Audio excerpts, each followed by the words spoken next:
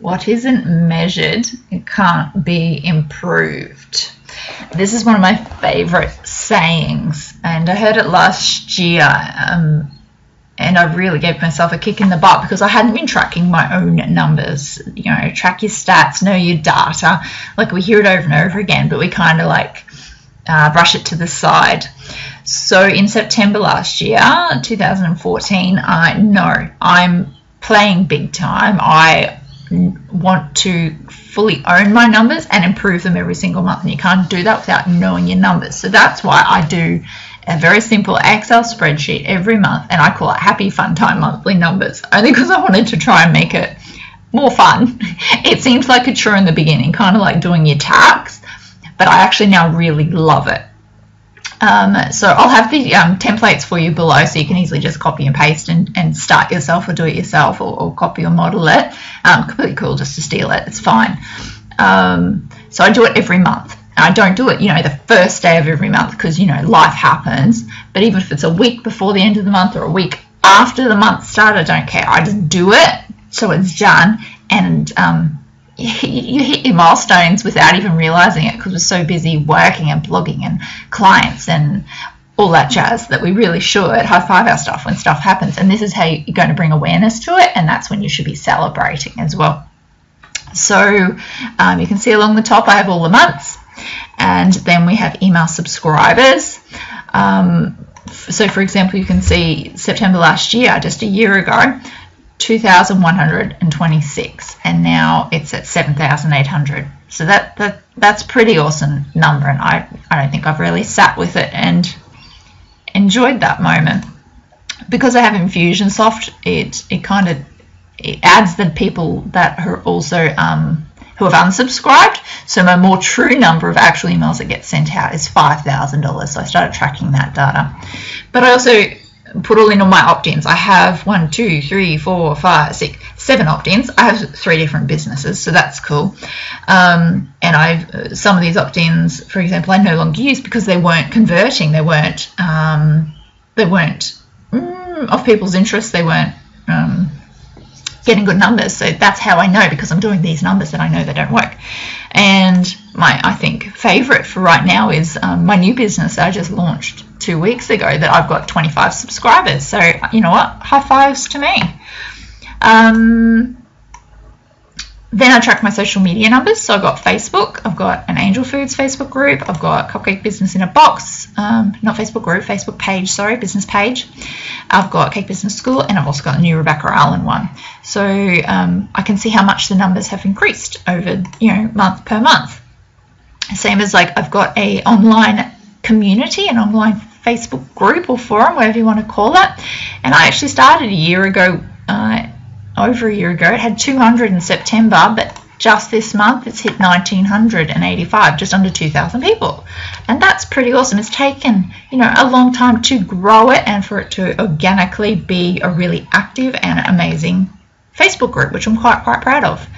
I track paid subscribers or members into Cake Business School. It's a membership site. And I track how many cancellations I have every month as well, because that's powerful to have that knowledge. Pinterest, from 175 pins per month to now 860 per month.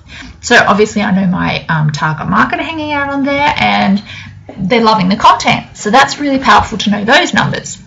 YouTube subscribers. I'd actually started a YouTube channel like 4 years ago, and a year ago it was at 6,500 subscribers. To this month it's 8,669 subscribers. And not only that, I was 750,000 views to now over 1 million views, 1,074,000 views. And I was actually doing these numbers back in August, I think it was, and I was a couple of thousand off 1 million views, and I wouldn't have realized or known without doing these reports. And that's when I shared with you guys, high fives, that rocks. And I'd love to hear what numbers and milestones you're hitting, so we can all high five each other, because it's all about a community of people growing a business. So I've got Vimeo loads as well in there. And then I also track my money, because it is all about conversion. It's about exchange of value. And it's why we're in business, really. So I track my bank accounts, being, just how much is in the bank account on that day. So I've got a business account, personal account, cash, joint account, and PayPal account, and add those babies up. And then what has sold that month. So I've got several courses and books and programs, etc. So I add those all up. And then I've got some affiliate stuff that I do as well, and selling books on Amazon, and add those up.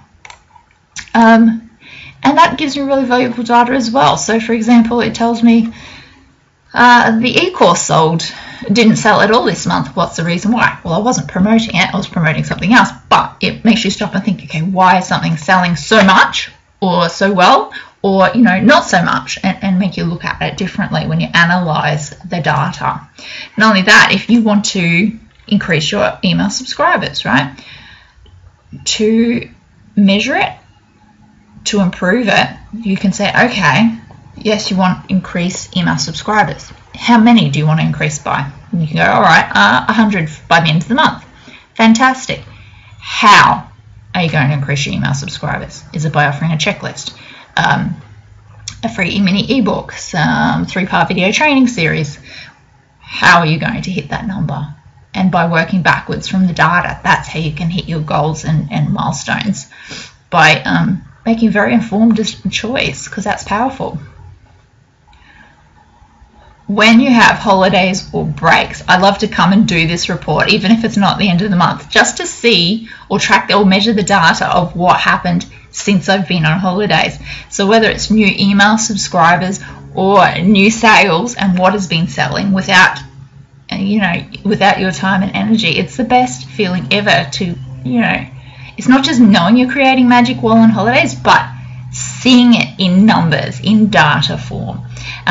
And it makes it more powerful for you to not only have more time off, but smash out even more amazing content while you're working, because you can see the end result. You can see what's working, what's converting, what's rocking a little biz.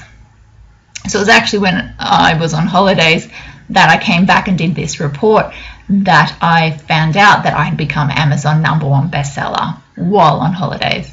And it was really the best feeling ever. But a lot of people have asked me about these reports, so I'll put the templates below, like I said, for you. If you got any questions or need any help, happy as to help. Just comment below, Facebook message me, or email me, Rebecca@angelfoods.net.